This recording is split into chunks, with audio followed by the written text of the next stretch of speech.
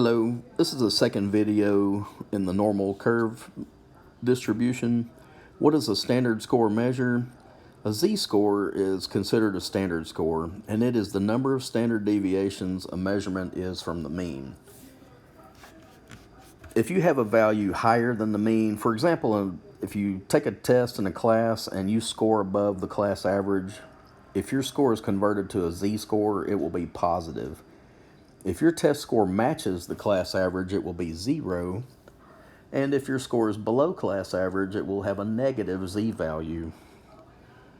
Does a raw score less than the mean correspond to a positive or negative standard score? So that's exactly what I was just talking about. Raw scores less than the average or mean will have a negative standard score or z-score. Raw scores above the mean will have a positive standard score. What are the values of the mean and standard deviation of a standard normal distribution? Okay, this will be 0 and 1 once all scores are converted to z-scores. Okay, so let's do a few conversions. A z-score is raw score minus average divided by standard deviation. We're given mu and sigma. Find the z-score corresponding to x equals 19. Well, you can already tell 19 is less than 24, so we're going to get a negative z-value. Specifically, 19 minus 24 divided by 5. That is negative 5 over 5. And that tells us that 19 is one deviation below, I forgot my negative, gotta watch that, one deviation below average. Part B, find the z-score corresponding to 35. Well, 35 is above the average of 24. So let's figure out how many standard deviations 35 is above average.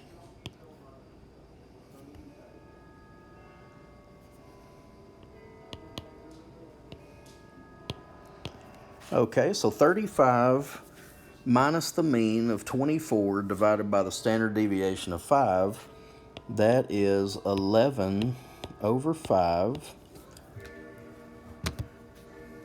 That gives me 2.2. So that tells us that 35 is 2.2 standard deviations above the average.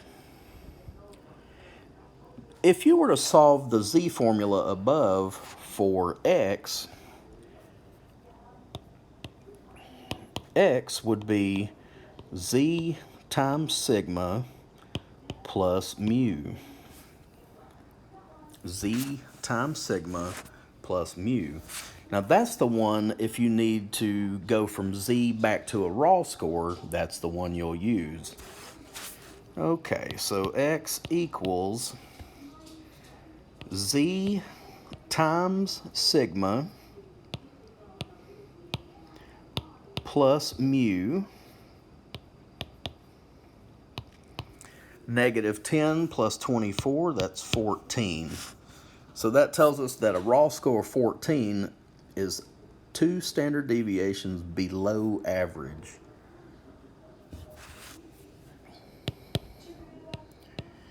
$1.7 times 5 plus 24. Now on this one, since z is positive, we should expect a raw score higher than the average. 1.7 times 5 plus 24 gives us 32.5. And that would be the raw score that is 1.7 deviations above average.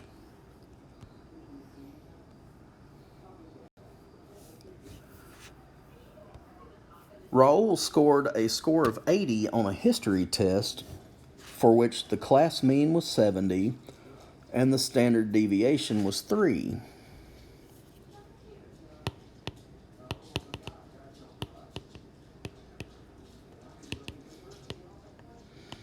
Okay, I'm going to go ahead and jot this down.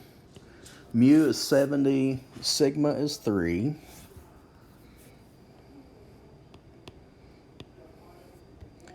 He received a score of 70 on a biology test for which the class mean was 70 with a standard deviation of 7.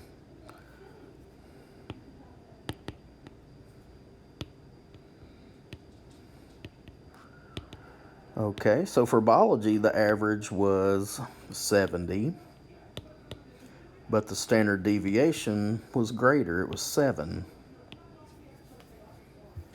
Now let's go back and see how his scores stack up between the subjects. In in history, he scored an 80 on a test. Okay, so 80 was above the class average.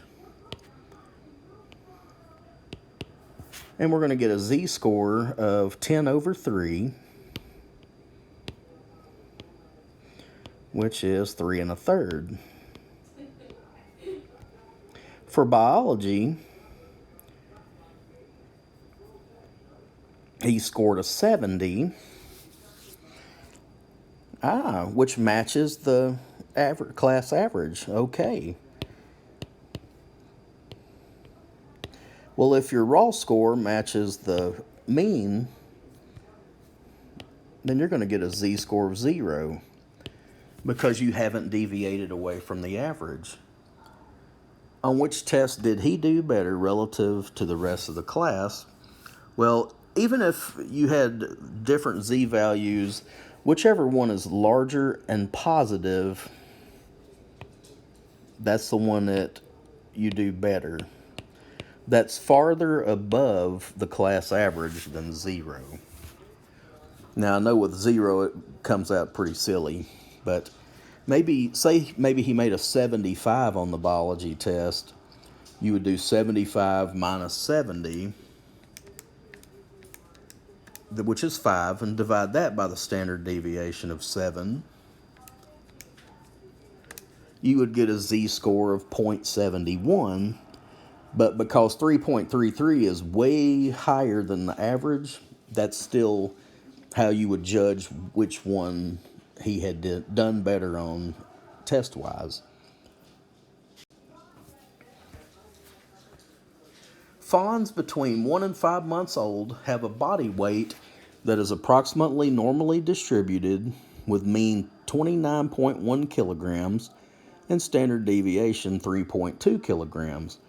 Let X be the weight of a fawn in kilograms. This one we're just going to have more practice converting. The first section we're going to convert raw scores, or which would be raw weights, from kilograms into z values. So let's see, we've got an average of 29.1. So, whoops, let me change that back. Okay, so this raw score of 30 minus 29.1 divided by 3.2. Now you're going to keep the inequality pointing in the same direction. So it's going to be z less than because it was x less than. But 30 minus 29.1 is 0.9 divided by 3.2. I get 0.28. So just barely above average. Part B,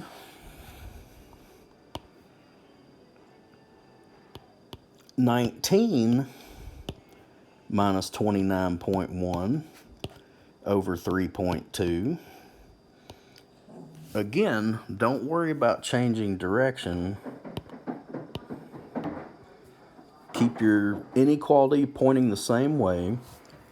19 minus 29.1 equals negative 10.1 divided by 3.2. That gives us a negative 3.16.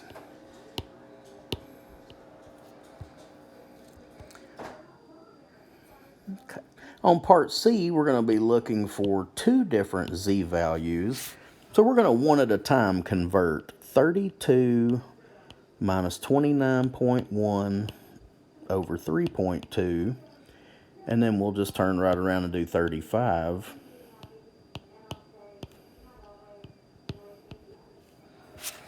All right, so for the left fraction, 32 minus 29.1, these are all just how you crank them out by hand, divided by 3.2 is 0.91.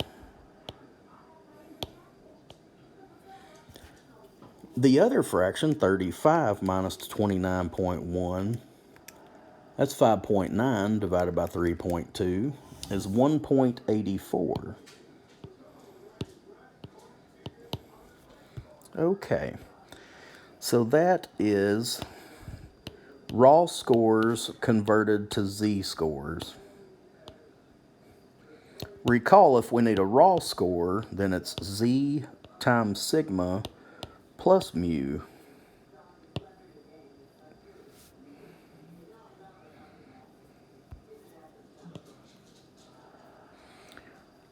And so that's going to be the second section of problems. Convert the following z intervals to x intervals. Well, we're just going to follow that second formula at the top right of your screen.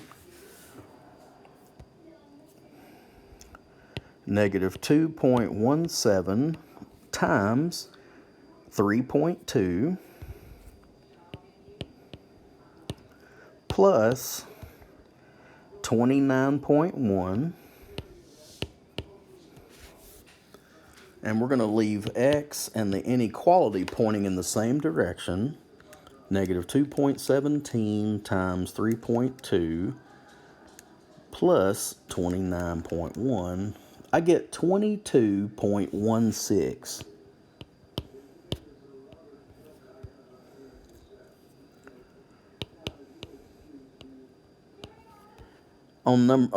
Number E, wow, letter E, you can tell it's a late night.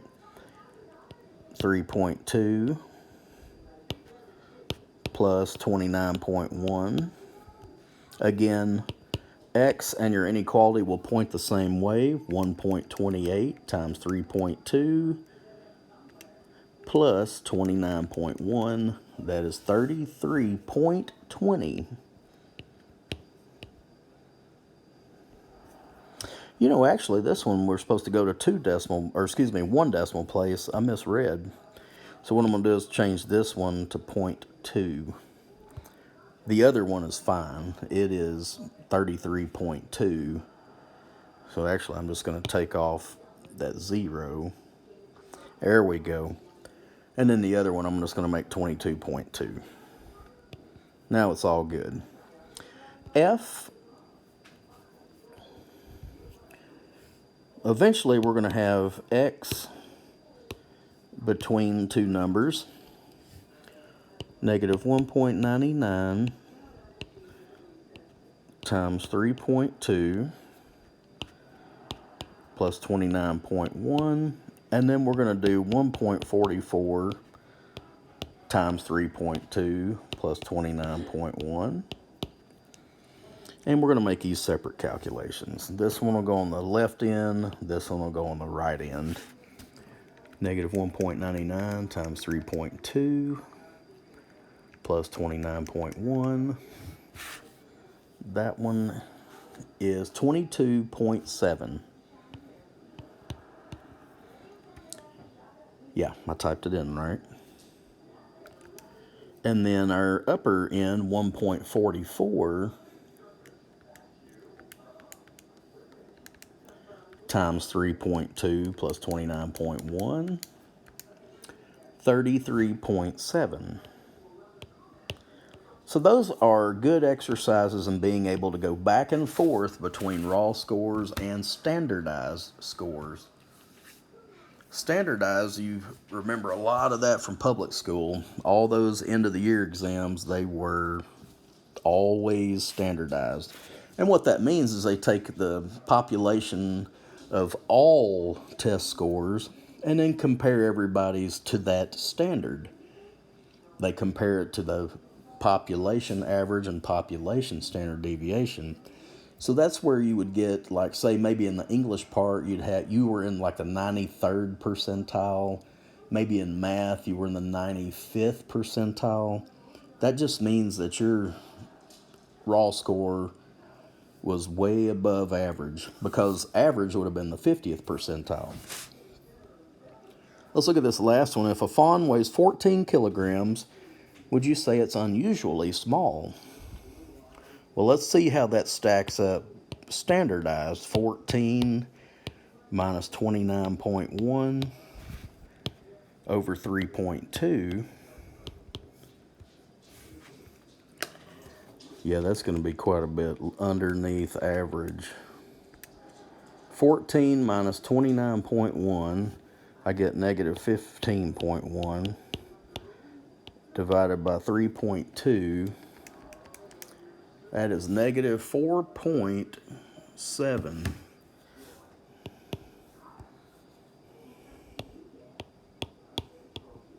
Now that's standard deviations below average. Remember that bell curve we were looking at in the previous video?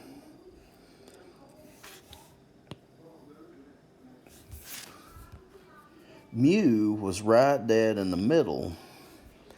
And way down here we had mu minus 3 standard deviations.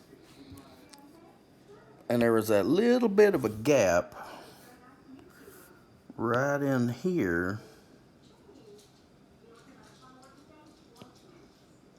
Right in there. That's where that fawn of 14 kilograms would fall, in that little blue tip of the population. So yeah, that's unusually small. A fawn of that weight would fall into just that little portion there.